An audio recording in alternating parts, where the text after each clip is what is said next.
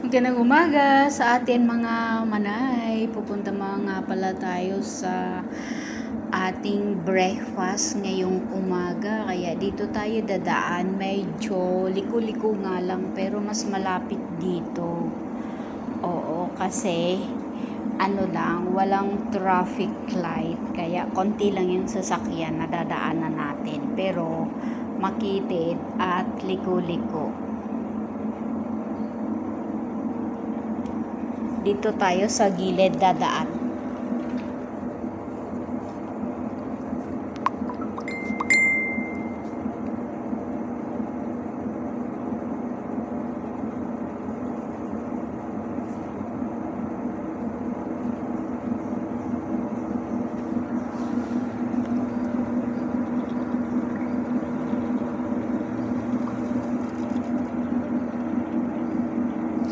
Ang ganda ng panahon ngayon. Oo nga, super ganda ng panahon ngayon. Kaya abante lang tayo sa pagbibideo dahil habang pinupuno pa natin yung ating qualification kay YouTube, sipagan lang natin kamukha ng ating first channel sa ating YouTube. Maraming salamat dyan sa patuloy na sumusuporta kay AJ. Yung kikitain nga pala nito ay para sa estudyante ko na 2. Kaya sisipagan ko lang talaga ito at maraming salamat sa suporta nyo. Hindi sayang yung suporta nyo dahil ito ay inilalaan ko sa estudyante na 2. Maliit pa lang naman sila pero kailangan ko nang magtrabaho para sa kanila. Oo. Dito nga pala tayo sa gilid-gilid. Walang traffic light kaya konti lang yung sasakyan dito. Yung umiiwas lang sa traffic light ang mga dumadaan dito. Liko-liko at makitid na kalsada. Oo, parang sa atin sa Pilipinas ay barangay pala yung dinaanan natin. Diba napakakonti lang pero halos magkadikit na ang magkasalubong na sasakyan. Pero napakakonti lang, ayan parang halos magkadikit na. Magaling naman sila mag-drive. Super ingat naman sila. Ganda talaga ng welcome sunrise. At saka may gilid-gilid na medyo green environment.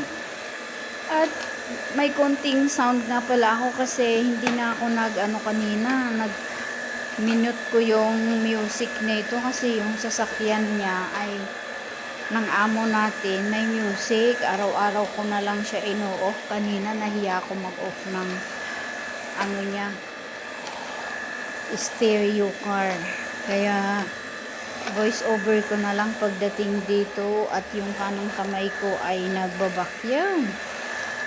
Ganyan talaga para hindi naman parehang lugi pag nag-vacuum ako, malilipasan na yung aking video. Dapat mamaya is another na naman dahil pupunta tayo bibili tayo sa supermarket.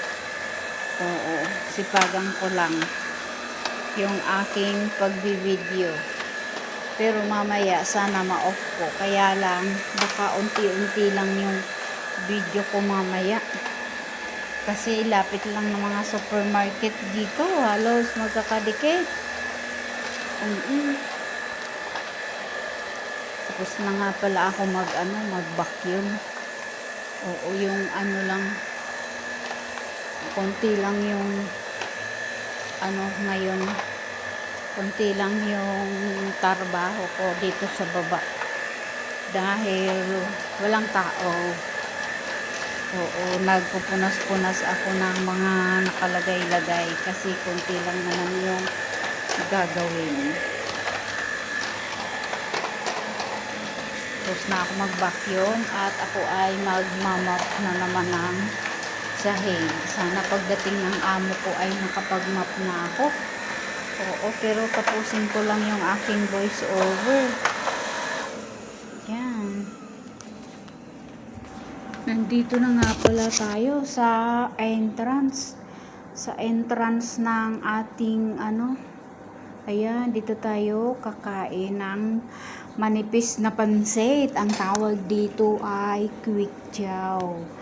Yes, quick chow. May libreng sabaw na yan. Syempre, oo, yan lang yung aking kayang ubusin. Kaya yan, libreng sabaw. Masarap, mabango ang pagkakagawa nila dito. Syempre, pagkatapos natin kumain, ay bumalik na tayo doon sa ating dinaanan kanina. Magbabayad muna tayo dito ng parking. Dito, pag nakabayad tayo ng parking, wala nang voice over kasi the same yung danaanan natin, back and forth lang tayo. Giselton Medical Center pala yung nasa harapan natin, yung pinakamahal na medical dito sa Sabah.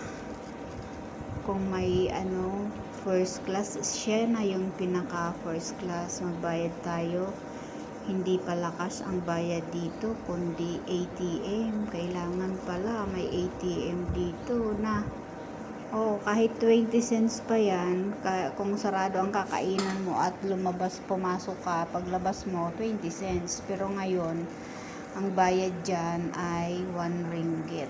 Halos magkano na sa atin? 16 pesos na yata or 15, ganon. Ayan, pabalik na tayo ha. Maraming salamat ulit dyan sa inyong suporta kay AJ in Malaysia.